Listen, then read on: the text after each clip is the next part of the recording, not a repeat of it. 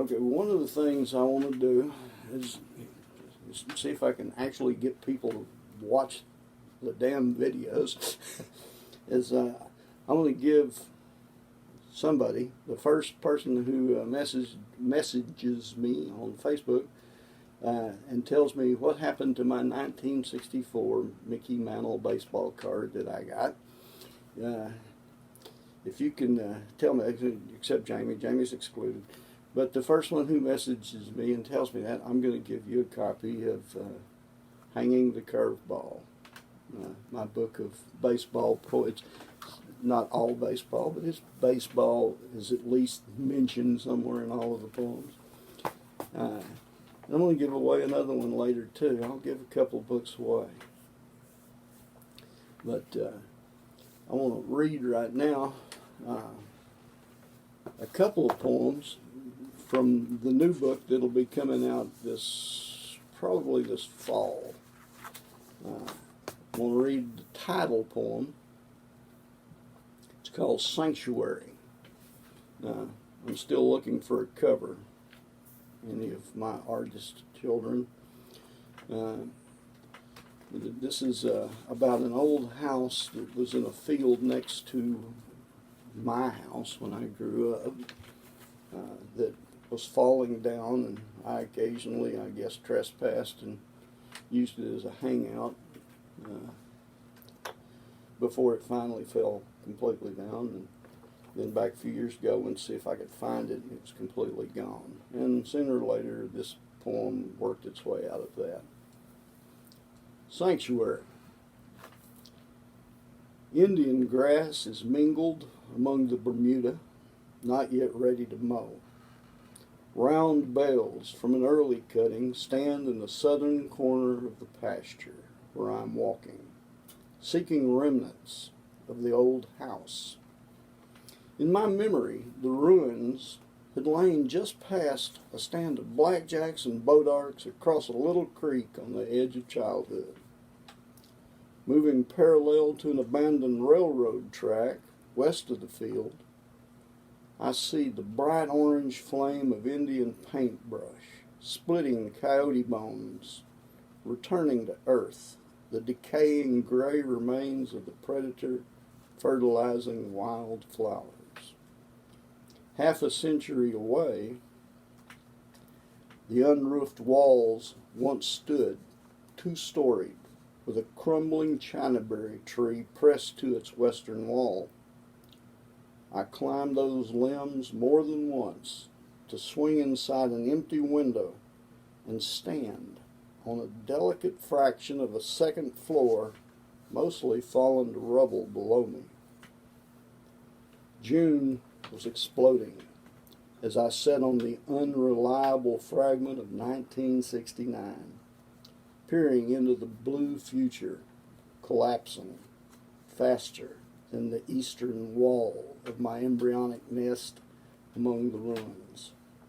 Credence, rocking my transistor radio, blasting the summer like a detonation of distant claymores. But this June, 50 years flown, finds me crossing a dry stream bed to stand in knee-high pasture grass, unable to find a trace of the place that did its best to shelter my teenage self from the death and destruction living in a black and white television. Even the antique chinaberry has fallen into the past.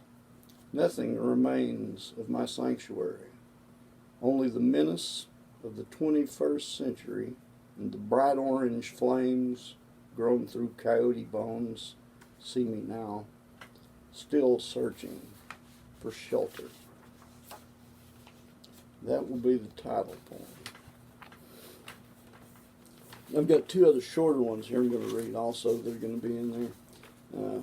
One is from the San Pedro, that was in the Red River Review. One's from the San Pedro River Review, and I think the other one's the Concho River Review. I get a lot of poems published in River Reviews. We need more River Review magazines, I think. This one is called Crossroads. I try to find beauty in the autumn night. Your stars, your moon, they're still right where you left them. But without you, they seem merely splinters of glass, soon to be swept into winter. Every October, I watch a three-quarter moon, white as polished bone, rise among the wakening stars in a charcoal sky. Above the crossroads where Hecate is leading Ghost into the light. I close my eyes and see you walking out of the plutonium darkness into the fragile magic of Oklahoma river mist. A quarter century spinning behind my lids like a carousel horse unable to break free of days without you in them. I would say that's for my mother, but I'd have to read another one for my father, and I don't have one handy, so that's just, this one, San Pedro River Review, thanks to Jeff and Toby Alfer for publishing it. It's called The Die is Cast. In dreams, I am young, unscarred by falling leaves, standing beneath the errant spark of stars, and you are walking just ahead of me, light-footed, on an empty street in a town I've never seen before.